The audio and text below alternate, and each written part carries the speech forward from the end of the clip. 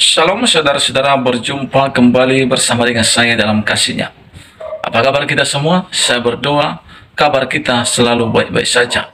Dan apapun yang menjadi aktivitas kita sepanjang hari ini, kiranya kita diberkati Tuhan dengan melimpah-limpah. Amin. Saudara, viral di sosial media bagaimana ada seorang artis yang terkenal dengan maju mundur cantik. Itu viral bagaimana dia mempertanyakan tentang ketuhanan Yesus Kristus, walaupun dia bukan agama Kristen, walaupun dia bukan seagama dengan Kristen, tapi dia mempertanyakan hal itu.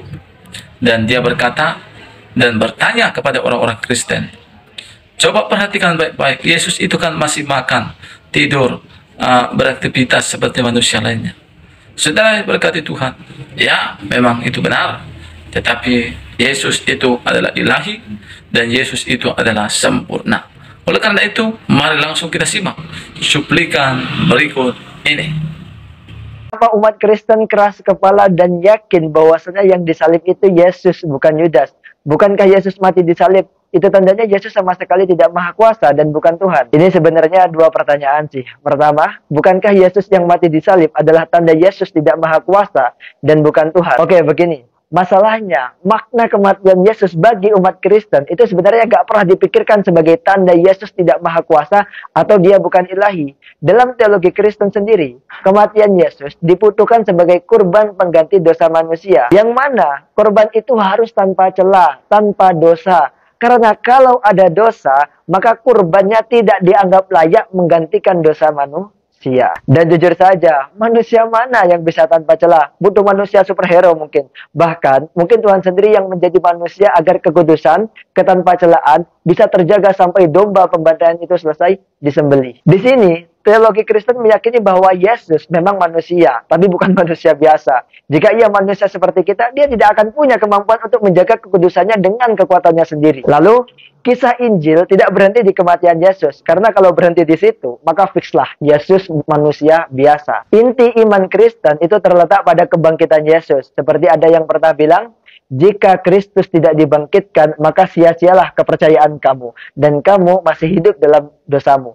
Demikianlah binasa juga orang-orang yang mati dalam Kristus. Jadi, jika kamu ingin menghancurkan dasar iman Kristen, pastikan saja Yesus tidak pernah bangkit. Itulah sebabnya banyak versi alternatif penyaliban Yesus, seperti Yudas disalib, Yesus pingsan bukan mati, tidak ada penyaliban sama sekali karena itu legenda dan lain sebagainya. Kesimpulannya, kematian Yesus dibutuhkan dalam teologi Kristen. Dan agar kematiannya bermakna, ia tidak boleh berdosa. Yang mana hanya bisa dilakukan jika memang ia ilahi. Tidak berhenti sampai di situ. Keilahiannya didemonstrasikan dengan kebangkitan dari mautnya atau kematiannya. Pertanyaan kedua, mengapa umat Kristen selalu keras kepala dan yakin itu bukan Yudas yang disalib, melainkan Yesus? Teori kalau itu Yudas yang disalib itu baru datang paling awal 600 tahun kemudian. Bagaimana catatan tersebut lebih kredibel dan autoritatif dibanding catatan yang datang dari abad pertama? Jawabannya bisa menjadi semakin rumit yang jadinya seperti ini. Jika benar itu Yudas, mengapa kubur Yudas kosong? Apakah Yudas bangkit dari kematian? Apakah setelah bangkit, Yudas juga melakukan mukjizat-mukjizat sambil konsisten cosplay sebagai Yesus? Apakah Yudas mengutus murid-murid Yesus untuk menyebarkan Injil ke seluruh dunia? Tepat sebelum Yudas terangkat ke surga. Dan tidak lama kemudian, ada malaikat yang memberitahu bahwa Yudas akan kembali lagi ke dunia. Tentu saja selalu ada kemungkinan itu Yudas, tapi butuh iman yang besar untuk percaya itu. Dan karena saya imannya kecil, saya tidak punya cukup iman untuk percaya bahwasanya itu Yudas. Demikian jawaban dari saya, semoga bisa dipahami secara baik. Saya terbuka menerima saran dan masukan. Terima kasih. Kalau suka jangan lupa follow dan sebarkan biar manfaatnya semakin meluas. Diskusi di kolom komentar. Nah, saudara-saudara, itulah dia video cuplikannya tadi. Baru saja kita menyimak video cuplikan tadi.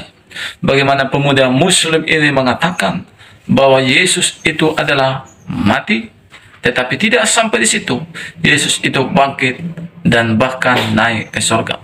Saudara yang berkati oleh Tuhan, kita tahu Alkitab lebih dulu datang ke bumi ini daripada Al-Quran. Saudara yang berkati oleh Tuhan, jadi Yesus itu benar-benar hidup. Yesus itu benar-benar bangkit dari antara orang mati. Saudara, itulah yang menjadi pengharapan bagi kita orang-orang Kristen. Makanya Paulus mengatakan, kalaulah Yesus tidak bangkit dari kematian, maka sia-sialah iman kita, sia-sialah kepercayaan kita semua kepadanya. Tetapi yang benar adalah Yesus telah mati untuk menebus dosa kita yang berdosa. Yesus telah bangkit supaya kita pun dibenarkan di hadapan Allah. Saudara yang diberkati oleh Tuhan, Yesus adalah Tuhan yang sempurna, yang mana kita tahu sekudus-kudusnya apapun manusia, sehebat-hebatnya apapun manusia, dia tetap adalah orang berdosa. Roma 3 ayat 23, semua sudah berbuat dosa, telah kehilangan kemuliaan Allah. Bahkan saudara kasih Tuhan, Yesus ini tidak ada satupun dosa yang diperbuatnya. Bahkan Pontius mau mengatakan bahwa tidak ada satu kesalahan pun yang dilakukan oleh Yesus, tapi dia harus mati disalibkan. Kenapa? Karena kita butuh yang namanya darah yang kudus untuk menyucikan, untuk menguduskan kita. Karena semua darah domba, darah kambing, semua sudah dilakukan, tapi itu tidak kudus. Bahkan saudara kasih Tuhan, tidak ada seorang pun yang bisa menyelamatkan. Hanya satu yang menyelamatkan, Yesus Kristus. Dia Allah yang sempurna, dia Tuhan yang kudus, dia Allah yang telah mati untuk menebus dosa, dia yang bangkit untuk membenarkan kita di hadapan Allah. Kiranya kita mendengar video ini dan mengerti dan memahami siapa itu Yesus. Kiranya Tuhan memberkati kita. Shalom.